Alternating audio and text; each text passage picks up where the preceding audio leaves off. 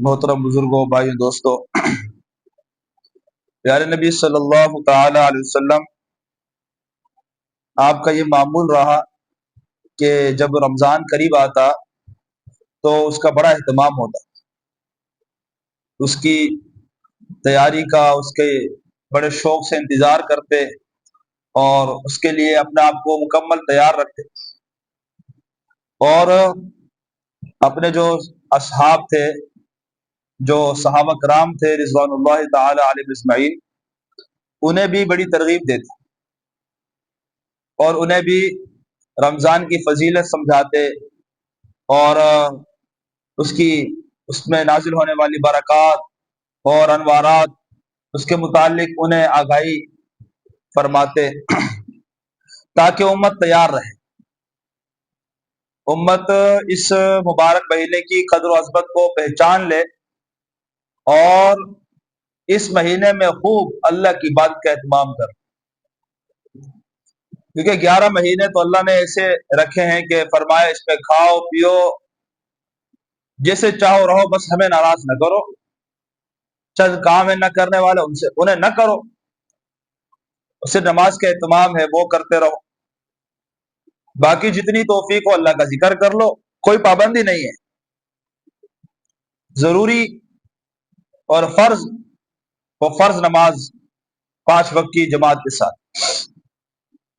باقی فرمایا معیشت اللہ کا فضل اختیار کرو، دنیا میں محنت کرو، مشقت اٹھاؤ، اللہ رزق دے گا تمہیں۔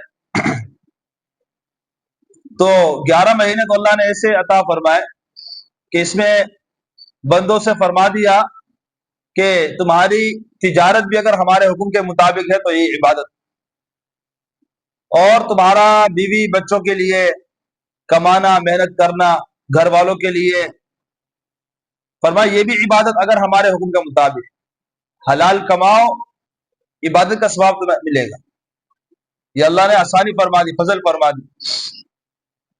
لیکن اس مہینے کے متعلق اللہ نے خاص اس مہینے کو اپنی ذات کے ساتھ نسبت عطا فرمائی۔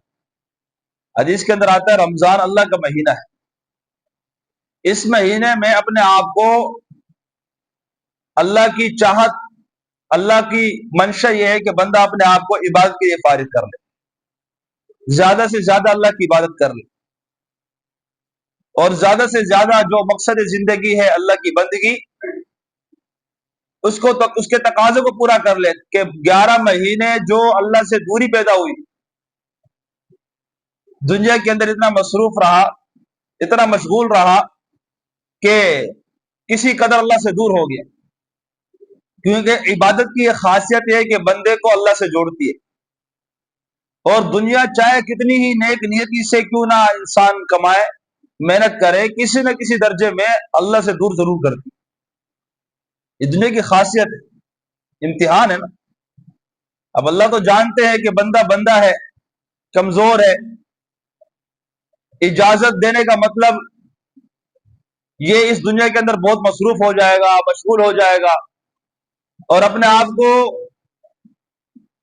اپنے رب سے دور کر دے گا۔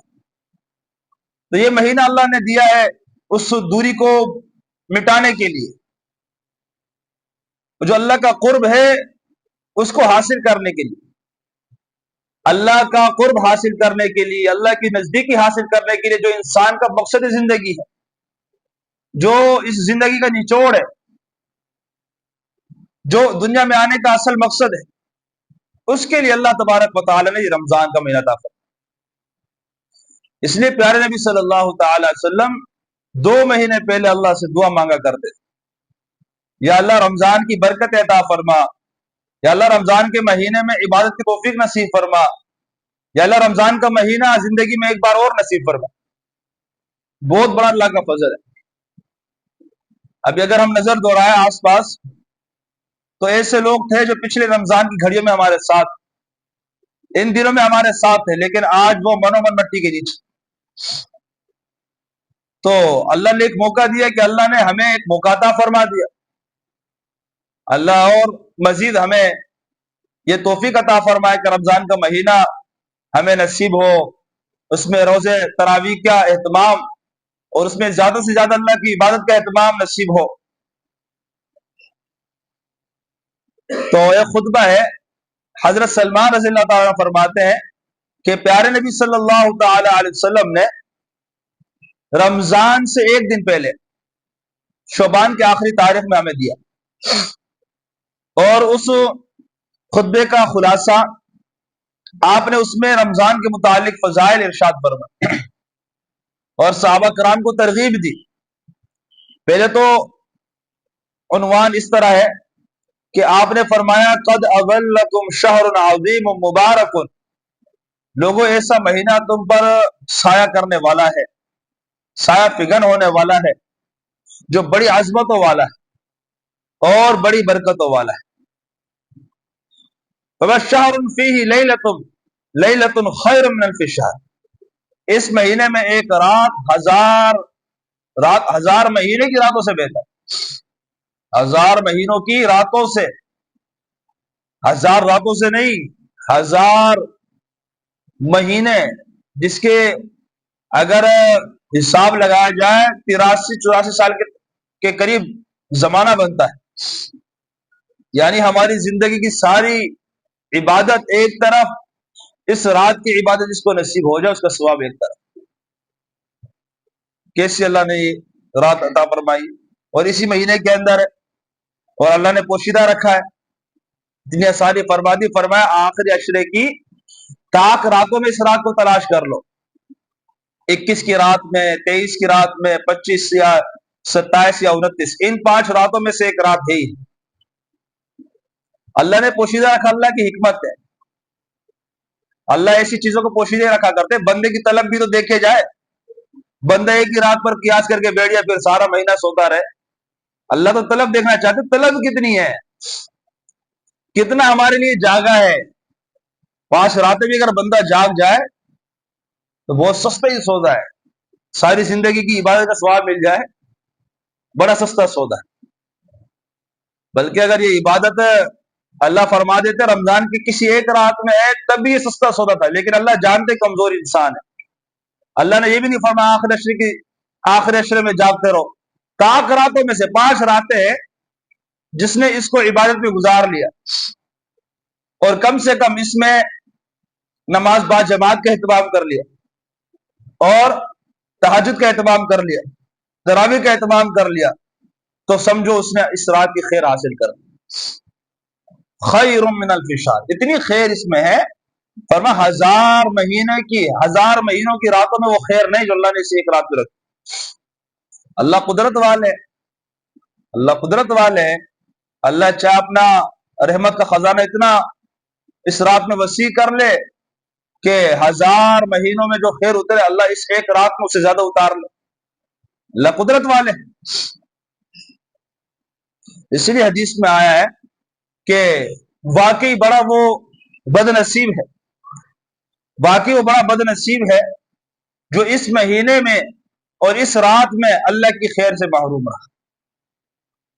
فإن المحروم من يحرم فيه، حقیقت میں وہی محروم ہے، بد نصیب ہے جو اس مہینے کی اس رات میں وہ اللہ کی خیر سے اور عبادت سے محروم رہی۔ فرمایا شہر جعل اللہ صیامہ فریضہ وقیام لیلہ تطوعا، اللہ نے اس مہینے کے دن کے روزوں کو فرض فرمایا اور رات کی تراویح کو اللہ نے سنت فرمایا۔ اللہ تعالیٰ نے یہ سنت رکھی ہے اور فرض کو جو ہے وہ روزوں کو فرض فرما دیا۔ دن کی عبادت روزہ ہے، رات کی عبادت تراویح، اور ایک ایک سجدے پر اللہ کیا دے رہے ہیں ہمیں اس کا اندازہ نہیں کہ اللہ کے قرب کو انسان کس درجے میں حاصل کر رہا ہے۔ ظاہر اللہ کے قرب کی کوئی انتہا تو ہے ہی نہیں، جیسے اللہ بڑے ہیں، اللہ کے مقامات قرب بھی بہت زیادہ ہے، بلکہ اس کی کوئی حد ہی نہیں ہے۔ تو فرمایا کہ رات تراویح کے اندر اور دن روزے کے ساتھ، یہ عبادت اس مہینے کی خاص دو عبادت ہے۔ ویسے سارا مہینہ ہے ہی اللہ کی بندگی کے لیے خاص، لیکن یہ دن اور رات کی دو عبادتیں، اس میں کوئی کمزوری نہ ہو، اس میں کوئی سارے تقاضے جو ہے وہ پس پشت رکھ کر ان کو پورا کیا جائے، کیا بھروسہ دوبارہ یہ مبارک زمانہ نصیب ہو نہ ہو۔ فرمایا اللہ نے اتنی آسانی فرما دی، ایک فرض کا ثواب اللہ نے 70 فرض کے برابر کر دیا۔ ایک فرض پڑھ لے آدمی، 70 فرض کا ثواب، یہ اسی مہینے کی برکت۔ اور فرمایا کہ جو نفلی عمل کر لے وہ فرض کے برابر ہے، اس پر فرض کا ثواب ہے۔ پھر آپ نے فرمایا صلی اللہ علیہ وسلم وَهُوَ شَهْرُ الصَّبْرِ وَالصَّبْرُ ثَوَابُهُ الْجَنَّةُ، یہ صبر کا مہینہ ہے، یہ صبر کا مہینہ ہے اور صبر کا بدلہ جنت، صبر کا بدلہ جنت ہے، یہ صبر کا مہینہ ہے۔ یہ خاص کر اس میں صبر دوسرے دنوں کی نسبت سے زیادہ ہو۔ آدمی کو بھوک لگتی ہے، غصہ آ جاتا ہے، بھوک پیاس ستا رہی ہو، کبھی کبھی چھوٹی چھوٹی باتیں بھی بڑی لگتی ہے، ایسا ہوتا ہے۔ اللہ فرما رہے یہیں تو امتحان ہے تمہارا۔ غصہ حرام ہے نا، غصہ حرام۔ حلال کو چھوڑ دیا اللہ کے لیے، حرام سے کتنا پرہیز کرتے۔ غیبت حرام، جھوٹ حرام، دھوکہ دینا حرام، جھوٹی قسمیں کھانا حرام، کسی کی دل آزاری کرنا حرام۔ حلال کے ساتھ حرام سے بچنے کا کتنا اہتمام ہے۔ صبر، یہ ہے خاص صبر کا معنی، انسان کو سکھاتا اللہ کے لیے برداشت کرنا، اللہ کے لیے درگزر کرنا کیسا ہوتا ہے۔ اور فرمایا کہ صبر کا بدلہ جنت ہے، اتنی عظیم عبادت ہے کہ اس کا بدلہ جنت ہے۔ وشہر المواسات، غمخاری کا مہینہ ہے، ایک دوسرے کے ساتھ غمخاری کی جائے، ہمدردی کی جائے، نرمی کا معاملہ رکھا جائے۔ اور فرمایا وشہر یزاد فی رزق المؤمن فیہ، فرمایا اس مہینے میں اللہ مومن کے رزق میں برکت دے دیتے، اضافہ فرما دیتے۔ چاہے لوگ جتنی اپنی طرف سے مہنگائی کرے لیکن اللہ رزق کے دروازے کھول دیتے۔ اللہ تو سخی ہے نا، اللہ کے پاس کوئی کمی ہے ہی نہیں۔ انسان کمزور ہے، بزدل بھی ہے، ڈرپوک بھی ہے، ڈرتا بھی ہے، لالچی بھی ہے، انسان کرتا یہ حرکت ہے۔ جو انسان جس کے اندر یہ بری خصلتیں ہو وہی مخلوق خدا کو تکلیف دے گا، چیزوں کو مہنگا کرے گا، ورنہ خلق خدا سے محبت کرنے والے تو اسے نہیں کر سکتے نا۔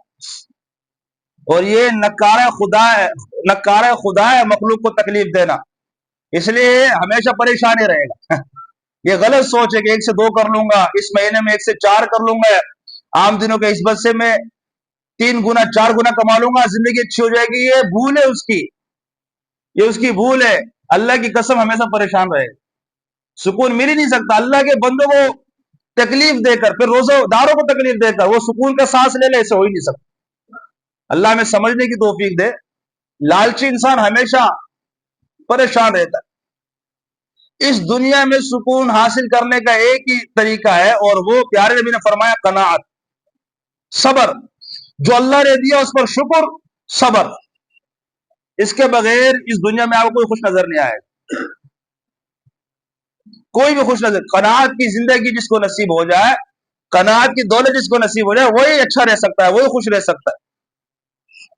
تو اللہ سمجھ دے ہمارے ان بے وقوف جو سرمایہ دار ہیں، ان کو سمجھ دے اللہ۔ بے وقوف ہے نا، احمق ہے۔ دولت زیادہ ہو جانے سے کس نے کہا سکون آ جائے گا زندگی میں؟ سکون تو کسی اور چیز کا نام ہے جو اللہ کے خزانوں سے آتا ہے، اور وہ اللہ انہی کو دیتے جو اللہ کے پیارے بنتے ہیں، جو اللہ کو راضی رکھتے ہیں۔ ایک مرتبہ قحط کا دور تھا، حضرات صحابہ کرام کے دور میں قحط سالی ہوئی، امتحان تو آتے ہیں نا اللہ کی طرف سے۔ تو حضرت عثمان رضی اللہ تعالیٰ عنہ کو اس زمانے کے اندر کئی سینکڑوں اونٹ شام سے کامیاب تجارت کے ساتھ واپس مدینہ آ رہے تھے۔ لوگوں نے اس قحط کے زمانے میں فائدہ اٹھانے کے لیے بعض دنیا دار لوگ سامنے آئے کہ یہ ہمیں دے دو، ہم ڈبل قیمت دیں گے، 3 گنا دے دیں گے، 4 گنا، بڑھاتے بڑھاتے کئی گنا لوگوں نے قیمت لگا دی۔ پتہ تھا ہم اتنا لیں گے لیکن بھیجیں گے اس سے ڈبل میں، بھائی میں نے تو لیا۔ تو انہوں نے فرمایا مجھے اس سے زیادہ مل رہا ہے۔ آخر وہ حیران ہوئے، اس سے زیادہ کون دے گا تمہیں؟ اس سے زیادہ کوئی دے گا؟ فرمایا ہاں، میں نے اللہ کے بندوں کے نام یہ وقف کر دیا ہے، اس سے زیادہ مجھے اللہ دے گا۔ وہ یہ لوگ تھے. اور ہمارے والے رمضان کے انتظار کرتے رمضان ہے تاکہ چیزیں مہنگی کر کے ہم 1 سے 10 گنا کما لیں. بے وقوف ہے. دیکھیں زندگی کے اندر پریشان کتنے ہیں وہ, لیکن سمجھتا نہیں ہے ہم اب انسان, پھر بھی نہیں سمجھتے. خدا کی مار ہے بے سکونی. سکون تو کسی اور چیز کا نام ہے, وہ تو ملتا ہے اللہ کی بندگی سے, اللہ کے بندوں کو خوش رکھنے سے. کسی کو تکلیف دے کر مخلوق خدا بھی سے پریشان ہے, لوگ رو رہے ہیں, اب دوسروں کو رلا کے میں سکھ کا سانس لے لوں, میں سکون کی نیند سو جاؤں, ایسا ہو سکتا ہے؟ کبھی نہیں ہو سکتا, کبھی نہیں ہو سکتا. وہ واقعہ میرے ذہن سے نکل چکا ہے. کوئی ایسا تھا, وہ ہاں اپنے شوہر سے الجھی ہوئی تھی, شوہر سے ظلم کرتا تھا اس پہ, تو وہ ایک اللہ والے کے پاس آئی, اس کا انتقال ہو گیا تھا شوہر کا. کہنے لگی میرا شوہر کا انتقال ہوا لیکن میرا دل نہیں چاہتا اسے میں معاف کروں, میرا دل نہیں چاہتا اسے معاف کروں, اس نے ظلم اتنے کیے میرے اوپر, اب میرا دل نہیں چاہتا میں اسے معاف کروں, اس نے ستایا اتنا ہے مجھے, اس نے مجھے اتنی تکلیف میں رکھا ہے. تو بزرگ تھے اصلاح کے لیے سے, کہنے لگے اچھا یہ بتاؤ کہ کل اللہ کی بارگاہ ہو, اللہ کی بارگاہ ہو اور اللہ فرما دے کہ میں سب کے لیے جنت کا فیصلہ کرتا ہوں, سب کے لیے جنت کا فیصلہ کرتا ہوں, ایک تم ہو, اگر تمہارا شوہر تمہیں معاف کر دے تو میں تمہارے لیے جنت کا فیصلہ کر دوں. تو فرمایا اس وقت بتاؤ تم کیا چاہو گی. فرمایا تمہارے اس عمل کی وجہ سے تمہارا شوہر جنت میں جانے سے رک جائے تو بتاؤ کتنا نقصان ہو جائے گا اللہ کے ایک بندے کا, وہ جہنم میں جائے گا. فرماتی ہے جب یہ بزرگ نے یہ بات کہی میرے دل پر لگی, میں گئی شوہر کے قبر پر اور میں نے وہی کہا کہ ظالم تو بہت تھے لیکن میں نے اللہ کی رضا کے لیے معاف کر دیا, اللہ کی رضا کے لیے میں تمہیں معاف کر دیا. فرماتی ہے اس کے بعد بزرگ سے کہ اس رات جو مجھے سکون کی نیند آئی, زندگی میں ایسی نیند نہیں آئی. اللہ کے بندوں کو معاف کرنے سے, انہیں خوش رکھنے سے یہی سکون کا راستہ ہے. اللہ کی بندگی سے ہی سکون ملا کرتا ہے. الا بذکر اللہ تطمئن القلوب, اللہ کو یاد رکھنے سے, اللہ کے ذکر سے, اللہ کے احکامات زندگی میں زندہ کرنے سے فرمایا اسی سے سکون ملتا ہے. لیکن آج بیوقوف لوگ ہیں جو کہتے ہیں کہ ہم 1 سے 10 کر لیں گے, 20 کر لیں گے, عام دنوں کے نسبت سے رمضان میں ہم خوب کما لیں گے. یہ کمائی نہیں ہے, یہ دوسروں کا خون ہے جو پی رہا ہے, یہ دوسروں کا خون ہے جو چوس رہا ہے, کبھی سکون نہیں ملے گا. تو اللہ فرما رہے مومن کے رزق میں اللہ برکت دے دیتے ہیں. ہم برکت دیکھتے ہیں, دسترخوان عام دنوں کی نسبت اتنے بھرے ہوئے نہیں ہوتے, رمضان میں اللہ بھر دیتے ہیں ہر ایک کے دسترخوان, بھلے مہنگائی کتنی ہو, کیا سے کیا ہو, لیکن یہ اللہ کا فیصلہ ہے, یہ اللہ کا وعدہ ہے. ایک طرف اللہ کا فیصلہ, ایک طرف یہ بونے انسانوں کے منصوبے. اللہ ہمارا ایمان ہے, اللہ اللہ ہے, اللہ اللہ ہے. یہ سارے منصوبے اللہ کے سامنے تو تارے عنکبوت ہے, ان کی کوئی حیثیت ہی نہیں ہے. فرمایا اللہ کے رسول صلی اللہ تعالی علیہ وسلم نے جو اس میں روزے دار کو افطار کرائے گا اللہ اس کی گناہوں کو معاف کر دے گا, اللہ اسے جہنم سے آزادی دے دیں گے. اللہ اتنا خوش ہوتے ہیں روزے دار کو کھلانے سے پلانے سے. اس لیے جہاں بندہ اپنے لیے کرتا ہے اڑوس پڑوس کا بھی خیال رکھے. اگر ایک پلیٹ وہاں کچھ بھیج دیا جائے, ان کو کچھ میسر ہو جائے, اگر کوئی غریب ہے ہماری نظر میں تو یہ ہمارے لیے جنت کا راستہ آسان ہو جائے گا انشاءاللہ. اس کا بھی خیال رکھا جائے. اور فرمایا کہ روزے دار کو جو روزہ رکھنے پر ثواب ملے گا, اس نے اس کو افطار کروایا تو فرمایا جتنا ثواب اس نے روزہ رکھا تھا اس کو ملا تھا, فرمایا اس کو بھی پورا پورا ثواب ملے گا. اس لیے کہ ایک گلاس پانی پلانے پر اور چند کھجورے اسے عنایت کرنے پر, اس کے سامنے رکھنے پر اللہ اسے بھی پورا ثواب دیں گے. فرمایا اس کو بھی ثواب ملے گا, اس کو بھی پورا ثواب دیں گے اللہ. یہ ثواب ہے کیا, یہ ثواب ہے کہ اگر میں یہ کہتا $10 ملیں گے تو ہم بڑے خوش ہوتے, ہمیں سمجھ میں آتا یار یہ ہے واقعی. یہ ثواب وہ ہے جہاں ڈالر, روپیہ, پیسہ سب صفر, یہی چلے گا سکہ. یہ اس زمین کی کرنسی ہے یہ, اور وہ مرنے کے بعد شروع ہونے والی. یہ اس جہاں کی کمائی ہے, وہاں کا یہ سکہ ہے. یہ ثواب ہم کہتے ہیں نا, نیکی, ثواب, حسنہ, یہ وہاں کے سکے ہیں جو ہمیں یہاں نظر نہیں آ رہے.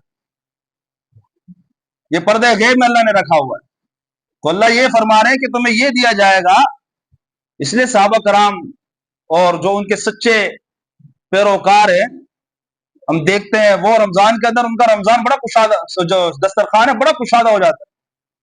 اور جو آتے بتاتے سعودیہ کے اندر افطار کے وقت وہ عرب لوگ منتیں کرتے ہیں، کہتے ہیں ہمارے بھائی ہمارے پاس آ جاؤ، لوگوں کو ہاتھ سے پکڑ پکڑ اپنے دسترخوان پر کھینچتے، یہاں آ جاؤ یہاں آ جاؤ۔ یہ جو بتاتے کہ وہ سمجھتے نا رمضان کتنا اس کی قدر و قیمت ان کے ہاں ہے نا، تو اس کا بڑا اہتمام ہوتا ہے ان کے ہاں۔ پورا رمضان کوشش ہوتی ہے کہ بس ہمارے دسترخوان چلتا رہے۔ بڑے بڑے لوگ وہ 11 مہینے کے جو گناہ ہیں وہ اللہ سے بخشوا لیتے۔ ہم تو کہتے ہیں عرب کے اندر کوئی کمزوری ہر انسان کے اندر، لیکن ان کی نیکیاں بہت اور ان کے اندر خیر۔ پھر بڑی بات یہ ہے کہ ہمارے نبی آخر الزماں بین الاقوامی نبی، آخری نبی وہ عرب میں سے تھے، اس لیے اللہ کے رسول نے فرمایا عرب کو برا نہ کہنا کہ تمہارا نبی عربی ہے۔ کمزوریاں کس کے اندر نہیں ہیں، سارے قوم والے اچھے تھوڑی ہوتے ہیں، اچھے بھی ہوتے ہیں برے بھی ہوتے ہیں، کوئی زیادہ اچھا ہوتا ہے کوئی کم اچھا ہوتا ہے، کوئی زیادہ برا ہوتا ہے کوئی کم برا ہوتا ہے، لیکن کمزور تو ہے نا۔ لیکن نیکیاں بھی دیکھی جائے کہ اللہ نے ان کو یہ توفیق بھی دی ہے کہ اس کے اندر وہ بڑا ان کا پلہ بھاری ہے، بہت خرچ کرنے والے، خاص کر رمضان کے مہینے۔ فرمایا کہ صحابہ کرام میں کچھ غریب بھی تھے، یا رسول اللہ ہم میں سے بعض غریب ہے، ہم تو پیٹ بھر کر کھلا نہیں سکتے۔ وہ سمجھے کہ پیٹ بھر کر کھلانا ہوگا، اللہ کے رسول نے فرمایا نہیں نہیں، یہ اجر اللہ اس کو بھی دے دیں گے جو کسی روزے دار کے سامنے کھجور رکھ دے۔ ایک پاؤ کھجور لے لی، ہاں چند روزے داروں کے سامنے رکھ دیے کہ کر کے، یہ فرمایا اس کو بھی یہ ثواب مل جائے گا۔ اللہ ہے نا، جب دینے پر آئے تو اللہ یہ تھوڑی کہتے ہیں اتنا ہونا چاہیے، نیتوں کو دیکھا جاتا ہے۔ ہم سنتے رہتے ہیں یہ حدیث کہ کھجور کے برابر اخلاص کے ساتھ دو گے، اللہ کے لیے دو گے تو اللہ کئی گنا بڑھا کر دے دے گا۔ ریاکاری ہوگی تو فرمایا پہاڑوں برابر بھی سونا دو گے، اللہ کیا کوئی قدروں کی وجہ۔